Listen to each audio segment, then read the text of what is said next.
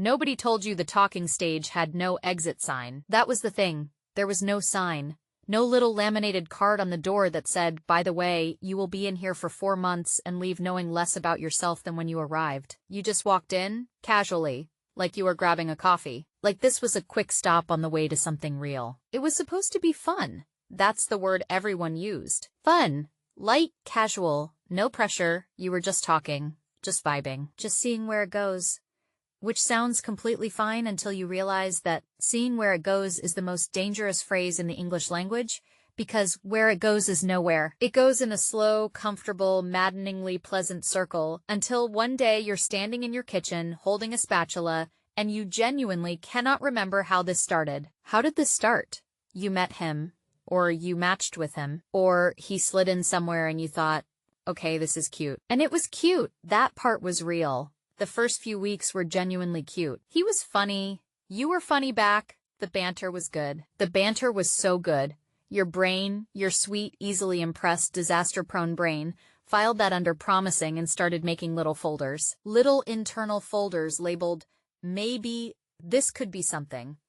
And the most dangerous folder of all, don't say anything yet, you'll jinx it. You didn't say anything. You didn't jinx it, you just kept talking. Here is what nobody told you about the talking stage. It is not a stage, it's a waiting room. It has comfortable chairs and decent lighting, and every time you check the clock you think, okay, it's been a while, but surely they're about to call my name. Surely this is almost over. Surely we're about to move into something with a label and a direction, and at least one conversation where someone says what they actually want. They do not call your name. The clock keeps moving. You keep sitting in the comfortable chairs. Meanwhile, your brain is doing things. Your brain has launched an entire internal investigation that it did not brief you on beforehand. You're going about your day, grocery shopping, doing your job, attempting your skincare routine, and your brain is in a back room somewhere running forensics on every text he sent in the last 6 weeks. The pace of the replies, the punctuation, whether he used your name or not, whether he stopped using your name, when exactly that happened, what it means. You screenshot a text that says, sounds good, haha, and you send it to the group chat with zero context and just the word thoughts. And 4 women who have their own problems immediately abandon everything to analyze it with you for 40 minutes. This is normal. This is peak female behavior. This is what we do. We crowdsource our confusion because carrying it alone is too heavy, and also because your best friend has a gift for reading tone through text that borders on supernatural, and you need her on this. The group chat says it's fine. The group chat says, haha, is just a filler. The group chat says he's clearly still interested because he keeps initiating. You thank the group chat. You put your phone down. You pick it up again 40 seconds later to check if he's viewed your story. He has not viewed your story yet. This is fine. This is completely fine. You make tea, you sit with the tea. You don't drink the tea because you're watching the story viewer count refresh, like it's a stock you're emotionally invested in. It goes from 47 to 48, and it's not him. It goes to 49. Still not him. You put the phone face down. You pick it up. 52 viewers. It is not him. It is never him in the first 12 hours, and you know this because you have noted this pattern over 17 stories across 4 months of your life. And yet every single time you check, like this is the time, the data will be different. He views it at 11 p.m. You act like you weren't waiting. You are very chill about it. You send a voice note to your friend that is 3 minutes long. Here's the thing about the talking stage that nobody explains while you are in it. Your nervous system cannot tell the difference between this person might like me and I am in mild danger. Both of those things produce the same dopamine loop. Both of them make you check your phone every 11 minutes. Both of them make food taste slightly less interesting, and your apartment feel slightly more restless, and your plans slightly harder to focus on, because there is a background process running at all times that is just quietly asking. But what about him though? That's the spiral. It's not dramatic. It doesn't announce itself. It's just a low, persistent hum that turns your perfectly functional life into a series of things you're doing while also thinking about him. You're at brunch, also thinking about him. You're in a meeting, also thinking about him. You're trying to fall asleep at a reasonable hour and your brain, bless it, decides that 12:47 a.m. is an excellent time to replay the one conversation from last week where the energy felt slightly different and you haven't been able to figure out if it was bad different or just different. Different. It is now 1:30 a.m. You Google, does the talking stage have a timeline? You find a Reddit thread from 2021, you read all of it, you learn nothing actionable, you feel slightly less alone.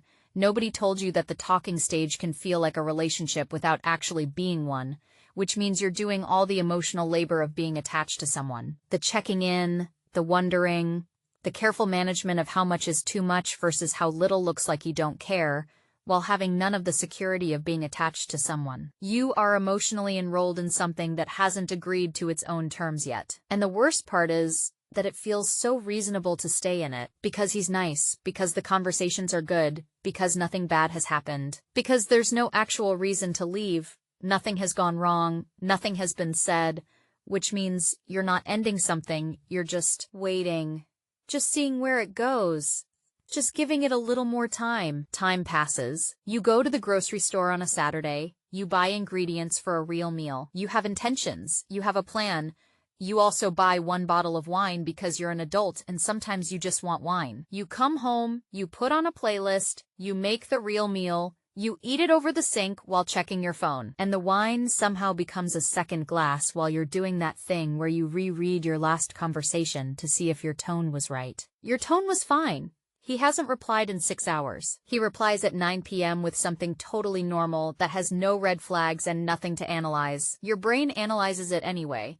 Your brain is legally required to analyze it. Your brain pulls up the last 47 things he said and cross-references them with this new data point and generates a full report that it delivers to you at 2 a.m. while you were trying to sleep. The report is inconclusive. Here is the thing that took longer than it should have to understand, and nobody said it plainly. So let me say it plainly now. You are not bad at dating. You are not too much or too available or not mysterious enough or doing the wrong things. Your brain is wired to seek resolution in ambiguous social situations. That is not a flaw. That is an ancient, deeply human response to uncertainty in relationships. Women specifically process social connection through a system that keeps tracking and monitoring until it has enough information to feel safe. That is why the group chat exists. That is why you screenshot and analyze and discuss and wonder. You are not overthinking. You are running a system that was designed to do exactly this, in a situation that was designed to give you no usable data. The talking stage is ambiguous by design, not because he's evil, not because you're naive, but because nobody agreed on what it was. You walked into a room without walls and you've been trying to redecorate it ever since. And that's the part that gets you. Not the guy, really. Not even the uncertainty. It's the amount of yourself you rearranged around something that had no shape. You adjusted your texting habits. You thought twice about making plans on certain nights. You told a story at a dinner once and thought about how he would tell it differently, and then thought about the fact that you were thinking that. You built scaffolding around something that never became a structure. One day you realize you're tired. Not dramatically tired, just quietly done. The kind of done that doesn't have a breakdown, just has a moment where you're standing in your bathroom doing your skincare at 11 p.m. and you look at yourself in the mirror and you think, I don't actually know what this is and I've been in it for 4 months and I've never once asked because I didn't want to seem like I was rushing something that was supposed to be fun. You text your friend. You say, I think I'm done. She says, finally. She's been watching this from the outside for months and she's been very patient with you. She sends a supportive voice note. You cry a little, not because you're heartbroken, but because you're relieved. And being relieved when something ends is its own specific kind of sad. You make tea. You actually drink it this time. Nobody told you the talking stage has no exit sign. But that's the thing they also didn't tell you. You were always allowed to make one yourself. You were always allowed to walk up to the door and draw a sign and write your own terms and decide that your nervous system, your Saturday grocery runs, your 2 a.m. thoughts, and your very thorough group chat deserved something that knew what it was. You were always allowed to leave the waiting room. You just didn't know the door had always been unlocked.